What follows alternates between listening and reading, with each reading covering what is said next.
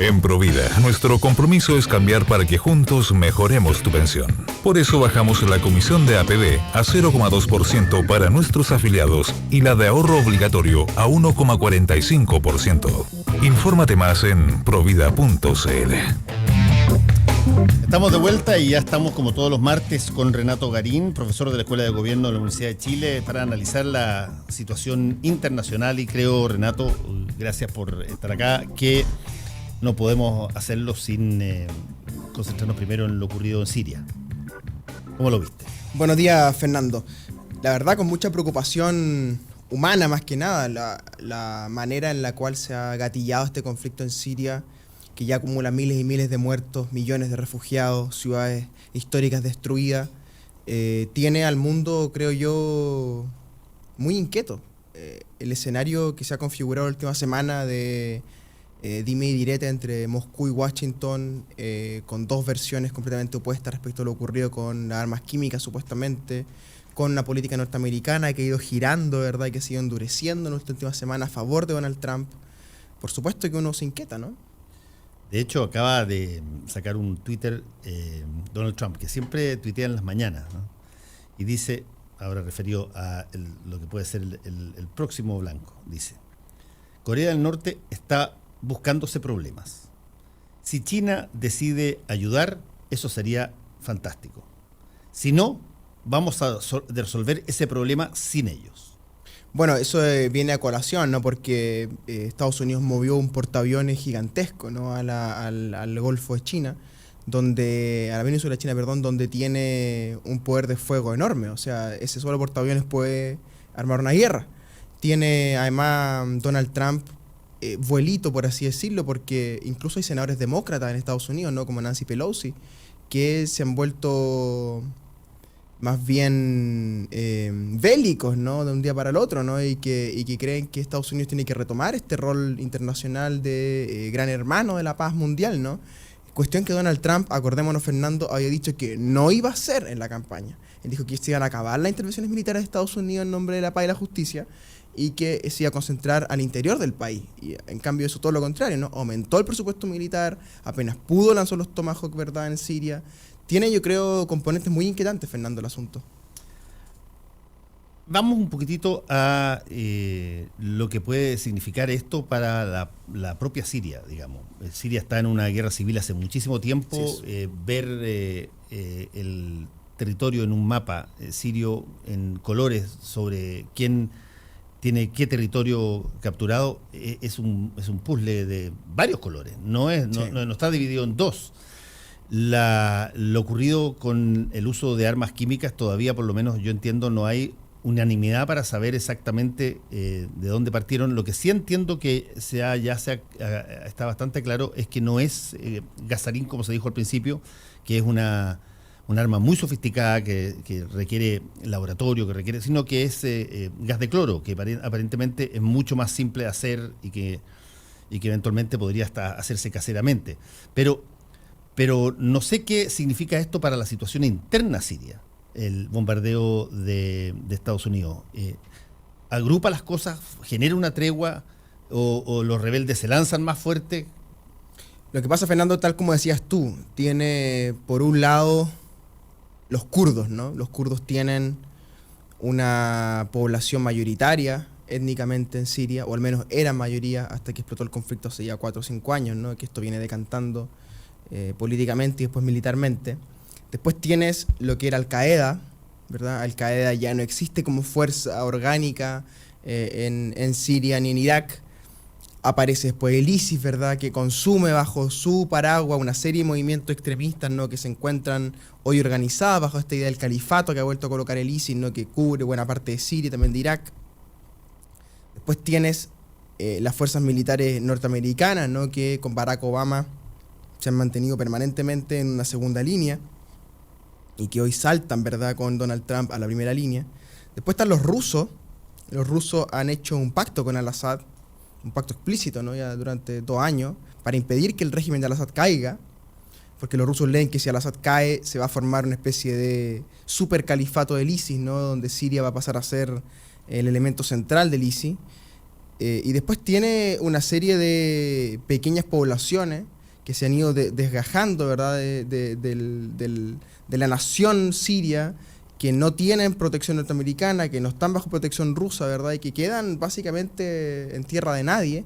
Y es esa tierra de nadie, ciudades tras ciudades, las que son destruidas, los que tienen que salir del país para convertirse en exiliados, ¿verdad? Y los muertos. Y después viene el tema de las armas químicas, ¿no? El tema de las armas químicas viene sonando en el planeta ya hace ¿cuánto? 16 años, ¿verdad? Desde que George Bush dijo que Saddam Hussein almacenaba armas químicas en Irak, ¿verdad? Y que incluso se hablaba de una producción en serie. ¿Te acuerdas tú que Irak tenía una especie de laboratorios, ¿verdad? Que nunca se encontraron.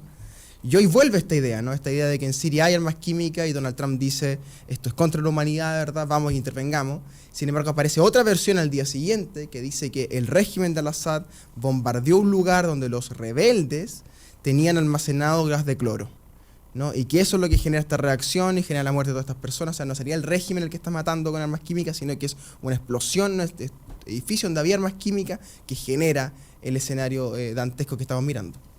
Ahora, y aquí me vas a tener que dar un segundito, Renato, porque lo que se está dando es una situación en la que Estados Unidos ha estado montones de veces.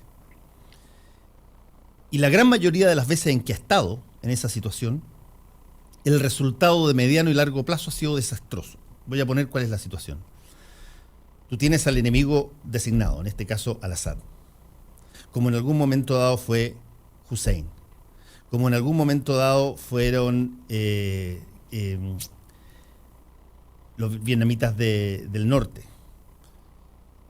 Y cada vez que eso ocurrió, Estados Unidos apoyó al rebelde que parecía más presto a enfrentar a su enemigo común. Apoyó a Khmer Rouge en Camboya, apoyó a Irán y al Ayatollah Khomeini en contra de Hussein, apoyó a Noriega en Panamá, creó y apoyó, a un ciudadano de Arabia Saudita que se llamaba Osama Bin Laden contra los rusos en Afganistán. Y una vez que los apoyó, los arma, los indoctrina, los usa como primer frente, porque ocurre eso en sus países, y después no puede desarmarlos, no puede bajarlo, y se convierten estas personas en el enemigo designado siguiente. Todas esas yo veo los mapas con colores y todo, y todas esas zonas donde dicen rebeldes moderados o rebeldes en colores, en realidad son Al-Qaeda. Así es. Es Al-Qaeda y en los mapas norteamericanos no se atreven a ponerle Al-Qaeda porque se supone que Al-Qaeda es el malo, es el que botó las 2 torres gemelas. ¿Cómo ahora son aliados contra al-Assad? No me extrañaría que se volviera a generar probablemente este círculo vicioso donde tú empiezas a armar al enemigo de tu enemigo y después no sabes qué hacer con eso y te terminan atacando o terminas haciendo algo para intentar eliminar al enemigo que tú creaste. Así es, estando de acuerdo con lo que tú dices, creo que es muy importante también decir que, a diferencia de los ejemplos que tú señalabas, esta guerra que estamos enfrentando hoy día prácticamente no tiene frontera. Esta es una guerra que puede explotar en Estocolmo, que puede explotar en Londres, que puede explotar en París, que puede explotar en Berlín, y nadie puede predecirlo. Yo creo que los ataques terroristas van a jugar un rol en este año que viene, ¿verdad? Muy complejo, porque cada vez que explote una bomba en cualquier ciudad del mundo, se va a leer en el código sirio, ¿verdad? En el código de cuáles son las fuerzas involucradas en el ataque y cuáles son sus intereses en Siria, ¿no? Tú hablas de Al-Qaeda. Uno se olvida, Fernando, de Al-Qaeda, ¿no? Pero Al-Qaeda es todavía una fuerza dentro del Medio Oriente. Lo que pasa es que el Estado Islámico primero los consumió por un lado y después los trató de borrar, ¿verdad? Prácticamente agarró más prensa que ellos. Del escenario, exactamente, del escenario, y eso hace pensar a uno que Al-Qaeda se acabó, pero Al-Qaeda sigue existiendo, sigue coordinado, digamos, en el Medio Oriente, y eso a Estados Unidos no se le puede pasar por alto. Lo que ocurre, tal como tú dices, que como el enemigo de mi enemigo es mi amigo, Estados Unidos entra en la lógica de armar al enemigo interno del régimen que quiere votar, ¿verdad? Y a los años siguientes no sabe qué hacer con eso, y eso es, me parece, el escenario al que caminamos.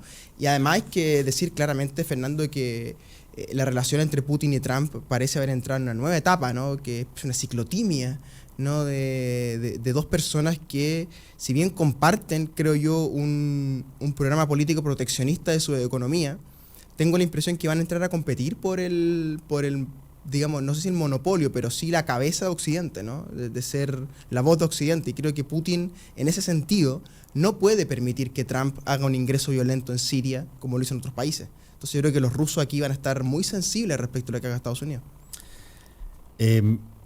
Hay varias preguntas que hace la gente a través de Twitter. Super Papacito World, que siempre nos manda preguntas, dice, ¿por qué Suecia, si es neutral? Dice, ¿qué pasa? Yo creo que tiene un poco que ver con lo que tú dijiste. No tiene fronteras necesariamente esto, no tiene... Y también hay alguien, Cristian Navarro, que pregunta, ¿qué hay esto de que se está diciendo que esto puede haber sido un ataque de falsa bandera? Que eso está muy de moda, el ataque químico en Siria, para justificar el bombardeo y que eventualmente puedan estar los cascos blancos involucrados. ¿Qué es lo que se sabe efectivamente en términos de evidencia de lo que fueron estos bombardeos de armas químicas? Bueno, lo primero, Suecia. Yo leo lo de Suecia como un intento de meter a los países neutrales, meter a esos países que no se comprometen en el conflicto, meterlos en la lógica del conflicto. Y mi impresión es que los atentados van a empezar a agarrar ese tipo de países. Los nórdicos, los escandinavos, ¿verdad? Los europeos no alineados con Estados Unidos.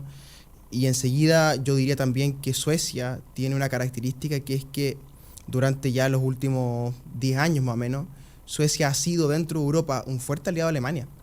Y esa alianza con Alemania, política estratégica a nivel continental, yo creo que también a Suecia le puede costar un flanco bélico.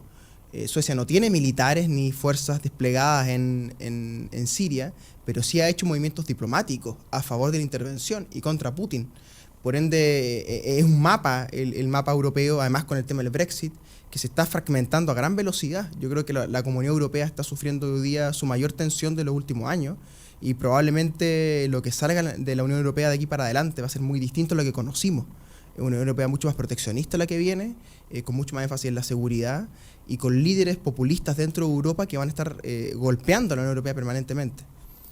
Después está el tema de la bandera negra, que pregunta nuestro amigo por el Twitter. La bandera negra... Bandera falsa, como la dice. Claro, bandera negra es una expresión militar para decir ataco en nombre de mi enemigo, haciéndole creer al público que es mi enemigo el que hizo algo horroroso, ¿verdad? Y con eso me lanzo contra ellos. Típicamente se habla de los japoneses, ¿no? Cuando los norteamericanos entran a la Segunda Guerra Mundial, se dice que son los norteamericanos los que desatan este conflicto, ¿verdad? Con el barco y con los japoneses, ¿no? Y entonces se habla de que son ataques provocados, ¿cierto?, para buscar una intervención militar. En la Primera Guerra también pasó algo similar.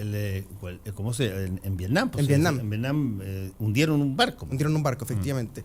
Entonces se dice que habría intervención internacional para generar la idea de que hubo un ataque químico. Ahora, todo esto, Fernando, claramente se entiende en la era de la posverdad. Ya, claro, y en la era de las conspiraciones. Totalmente. Abierta. O sea, estamos tan comprometidos el criterio de la verdad y la mentira, que hoy día no sabemos si acaso eso que llaman armas químicas son o no armas químicas. No sabemos quién hizo ese ataque. No sabemos si las imágenes que hemos visto son o no de la fecha que corresponde. Muy curioso, ¿no? Porque pasamos de una época, Fernando, donde CNN Internacional, ¿te acuerdas tú que hizo una gran cobertura de la guerra de Irak, de la guerra del 91, ¿no? Que fue como la gran guerra televisada. Y entonces todos creímos que la guerra iba a ser transparente. O sea, que iba a empezar a ver la guerra por televisión como que iba un partido de fútbol, y que los buenos y los malos iban a estar muy claros siempre. Bueno, esa época se acabó, si es que alguna vez existió, y hoy día estamos en una época donde la guerra es televisada, pero no sabemos la verdad. ¿Sí? Entonces no es transparente el medio de comunicación con lo que realmente ocurre. Y eso se condice con el contexto mundial, donde los criterios de lo falso y lo cierto han caído prácticamente en desuso, y lo que hoy día existen son las versiones. Y hay una versión de Donald Trump que es: Al-Assad atacó a su pueblo con armas químicas, por ende hay que salir a bombardearlo. Hay una versión rusa que dice: los gringos están exagerando, aquí hubo una lamentable coincidencia donde se bombardeó un lugar donde había gas de cloro, ¿verdad? Y están los organismos internacionales tratando de navegar entre estas dos versiones completamente disímiles e irremediablemente distanciadas, ¿verdad? Y en ese margen, creo yo, es donde surgen los monstruos, ¿no? En el espacio enorme de la diferencia entre lo falso y lo cierto, ¿no? Que creo yo puede desembocar No un conflicto, porque se habla mucho de la tercera guerra, ¿no? Etcétera.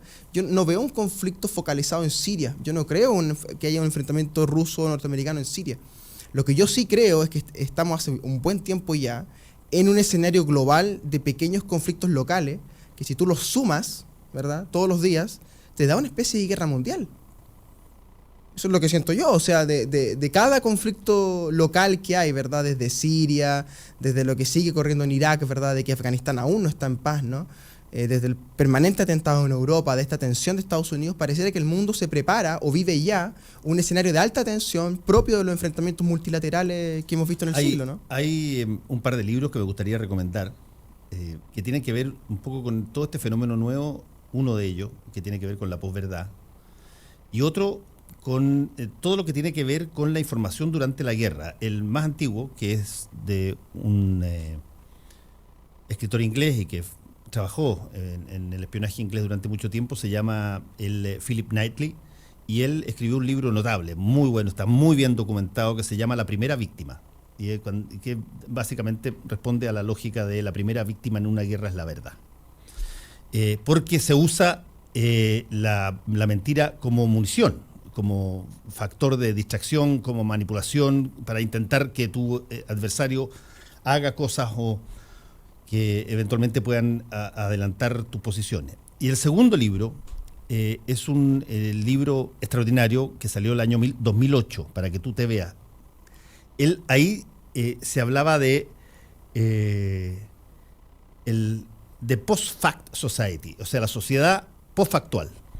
El autor de ese libro es Farhad Manjoo, que es un estadounidense de origen indio, y el libro se llama Suficientemente Cierto, True Enough, lo suficiente. Y él lo que señala ahí, y que nosotros estamos viendo todos los días, y cuesta a veces detectarlo, es que no es que a ti él dice, lo que se ha avanzado en materia de manipulación en términos de información, es que, dice él, no te tiene que convencer la información que te doy. Lo único que tiene que hacer la información que te doy es hacerte plausible el escenario que te estoy diciendo.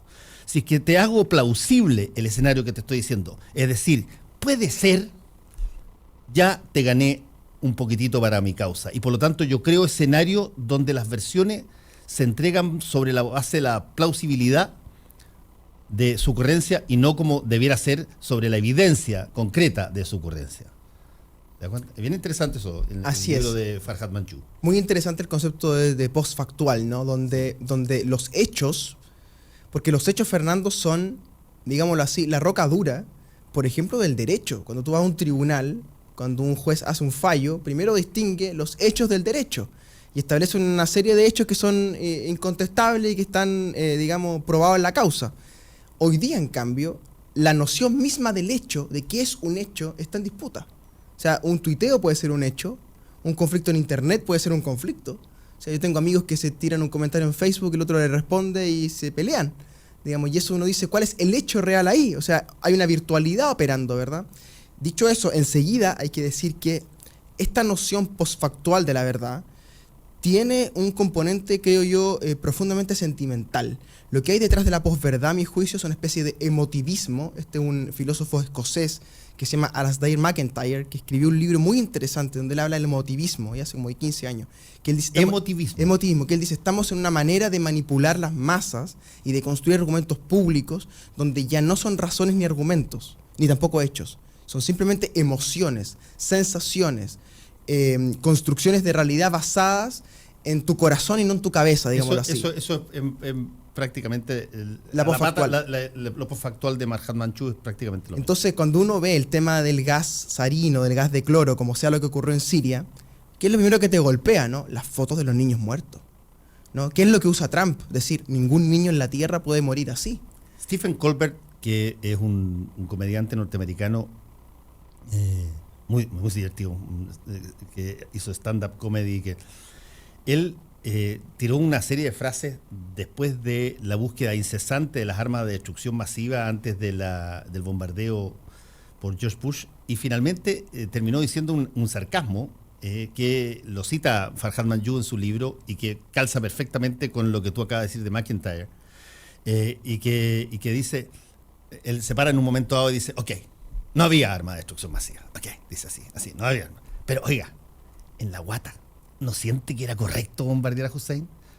¿No siente que ahí, desde la guata, es lo que había que hacer? Exactamente. Donde ya sacaba la evidencia, sacaba lo factual y donde se recurre a la emoción. Básicamente, me pareció muy, muy pertinente lo que dijiste. La emoción para validar conducta. Para gatillar, digamos. Y para ¿no? gatillar, claro. Porque más la emoción es incontrastable, ¿no? Tú no puedes argumentar contra Lo que sientes, dices. Claro, una madre, por ejemplo, conmovida por la imagen de 3 niños muertos con gas, digamos. O sea, eso no tiene un marco estructural argumentativo. Tú tienes otro marco ahí operando. Y lo más, creo yo, inquietante, Fernando, y tú conoces muy bien Estados Unidos, así que yo creo que lo entiendes bien, que esto está funcionando. Sí, pues. A Trump esto le está funcionando. Él en la última semana cambió el clivaje de la política interna norteamericana, porque él venía con altibajo en la encuesta, pero no lograba del todo tomar la rienda interna, ¿no? Tenía republicanos que le hacían una sombra en el Congreso, ¿verdad? Los demócratas estaban intentando rearmarse con un discurso. Sin embargo, el bombardeo en Siria rompe ese eje. Los demócratas más duros como Pelosi empiezan a decir ataquemos Siria, o al menos se lo empiezan a plantear directamente en los medios de comunicación. Los republicanos más moderados, como John McCain, que viene de la guerra, no puede seguir criticando al gobierno de la manera que lo hacía, si bien continúa una posición muy escéptica McCain respecto de Trump. Y además el pueblo norteamericano, ese pueblo duro, ¿verdad?, de Texas, ¿verdad?, que tú conoces bien, en el estómago, en la emoción dice, vamos por ello. Claro, está bien hecho. Claro, exactamente. Y eso a Trump le coloca una benzina, Fernando. Esa es una situación muy jodida, porque efectivamente ocurre tal cual como tú lo dices. Es una cosa muy jodida, porque cuando tú tienes como incentivo para agrupar el espíritu de un país, un bombardeo, como decía Jacques Ellul, el sociólogo francés, el instrumento demanda su uso. Y tú vas a querer usar lo que tienes que aglutina el ánimo de tu gente detrás tuyo. La tentación es muy grande. Lo puedes disfrazar de distintas maneras, pero los países chicos, los países medios no lo pueden hacer. Pero sí lo pueden hacer los países que tienen una relación directa entre la subida del ánimo. Así es, eso es. Y el bombardeo. Eso es especie de gatillo emocional colectivo, ¿no?, que genera cierta adrenalina en el pueblo norteamericano. Uno lo ve en los medios de comunicación, ¿no?, la especie de cadena nacional que se armó para transmitir esto de Siria, ¿no?, la emoción, la sensación de hacer patria que tiene el norteamericano fuera de su frontera. Y enseguida te diría, Fernando, que yo veo con mucha preocupación la manera en la cual las instituciones democráticas que conocimos ya durante 2 siglos, ¿no?, desde la Revolución Francesa en adelante, están cayendo francamente en decadencia, cuando no derechamente en desuso. O sea, los congresos nacionales de los países, la estructura administrativa de los poderes ejecutivos, la manera en la cual se entiende el rol del poder judicial en muchas democracias, pareciera estar entrando en una nueva etapa de definición. Pero mira lo que está pasando en Francia. Así es. Los dos candidatos con más posibilidades son 2 extremos totales. Así es. Antirrepublicanos totalmente. Antirrepublicanos, uno de extrema derecha, otro de extrema izquierda. Personas que no creen, digamos, en la configuración social de los últimos 200 años y que dicen hay que inventar algo nuevo, o bien, que es la manera más inquietante de todas, creo yo, abrazarse a un líder, y ese líder va a encontrar, por iluminación divina, ¿verdad?, un camino institucional para arreglar las cosas. Y ese es el escenario, a mi juicio, por ejemplo, que trajo la debacle del Medio Oriente. La debacle del Medio Oriente se entiende porque aparecen personajes como Hussein, como el Ayatollah, como el mismo personaje de Siria, como Erdogan en Turquía, ¿verdad?, que dicen, no el Estado soy yo, como decía Luis XIV, sino el futuro soy yo. Yo no soy la institución, yo soy la manera en que esta república, este país puede subsistir. Porque sin mí esto se quiebra, esto se separa, las etnias harían imposible la convivencia, ¿verdad? Y ese es el argumento en Turquía, ese es el argumento en Siria, ese es el argumento de Hussein. Hussein, ¿qué decía antes de que lo atacaran en el 2001? Hussein decía, mire, si yo me voy, aquí los kurdos con los chiitas van a hacer una guerra civil. Dicho y hecho. Eso es lo que ocurrió. Y en esas guerras civiles de los chiitas, los kurdos y los demás, digamos los sunitas, apareció el Estado Islámico. Y el Estado Islámico es la consecuencia de las repúblicas fallidas de Irak, de la república fallida de Siria, de la república fallida de Afganistán. Que todos tenían en común que en algún momento dado eran los regalones de Estados Unidos y de Occidente. Cuando Hussein fue armado hasta los dientes para enfrentar al Ayatollah Khomeini, no se les ocurrió Para nada. que iban a tener que bombardearlo más adelante para intentar parar a lo que ellos llamaban el monstruo que habían creado. Y lo mismo ocurrió en todas partes. Y ahora eventualmente puede volver a ocurrir si es que se sigue generando el patrón de que el enemigo de mi enemigo es mi amigo, como tú decías. Es lo más probable. Y eventualmente vamos a tener, o dicho de otra manera, los eventuales terroristas antinorteamericanos de los próximos 5 o 6 años Son aliados actuales. están peleando hoy día junto con Estados Unidos contra el Assad. Y eso es muy inquietante. Y por otro lado hay que decir lo bien que ha construido Putin una red en el Medio Oriente donde sus intereses parecen estarse confundiendo estratégicamente con lo de los regímenes locales. No, esto fue lo que hizo Rusia durante mucho tiempo en Irak. Intentaron hacerlo en Afganistán cuando todavía eran los soviéticos, ¿verdad? Y en Siria me parece que la estrategia rusa ha sido contener a los rebeldes contra al-Assad y armar a al-Assad. Entonces es muy curioso que probablemente, si las investigaciones así lo van informando, nos vamos a encontrar con armas rusas enfrentándose a armas norteamericanas en terreno sirio, en manos de sirios. Y eso es un escenario muy complejo porque ahí nadie responde. Tú sabes que las guerras, parte del negocio de las guerras, ¿no? Hay una película muy buena, El Señor de la Guerra con Nicolas Cage. Parte del negocio de la guerra es quemar armas, ¿verdad? Que se usen armas. Y muchas otras es abandonar armas. Donald Trump mismo decía una cuestión muy notable. Decía, dejamos en Irak más de 1000 jeeps de combate tirados en las calles. Jeeps de combate que valen millones de dólares, ¿no? Blindados con mecanismos que se llevan para allá pero no se traen de vuelta. Exactamente, y tú sabes cómo se lanzan, ¿no? Se lanzan ahora mediante paracaídas, con ¿no? paracaídas, ¿no? Entonces, él decía, y es cierto, está en las imágenes, ¿no? Que hay jeep de combate norteamericanos abandonados en las carreteras y los caminos iraquíes hace años, y ahí están, digamos. Y eso puede ser con las armas, puede ser con los jeeps, puede ser con las municiones. Tú sabes que Estados Unidos, leí anoche, muy inquietante, un informe que apareció en la página web, decía que Estados Unidos ha llevado al Medio Oriente en los últimos 10 años más de 3 millones de granadas, de las cuales solamente se tiene registro de un tercio, que habría una especie de 2 millones de granadas perdidas en el Medio Oriente de propiedad norteamericana. Entonces eso es gravísimo, el poder de fuego que les entregas, ¿verdad? A ciudadanos desarmados, a milicias anárquicas, ¿verdad? Que pueden matar a cualquiera, que pueden lanzar lo que quieran. Y pareciera que solamente hay un límite en esto, un umbral, por así decirlo, con las armas químicas. Pareciera que el lugar de no retorno son las armas químicas. Y por eso la discusión ahora viene de si acaso se usó armas químicas o no. Y esto va a ser muy largo, ¿ah? Porque determinar en un país, por la traza, ¿verdad? Por encontrar el lugar, si acaso son armas químicas o no, yo creo que vamos a tener un buen rato para eso. Renato Garín, profesor de la como Escuela siempre, de Fernando. Gobierno Universidad de Chile, muchas gracias por haber estado con nosotros. Muchas gracias.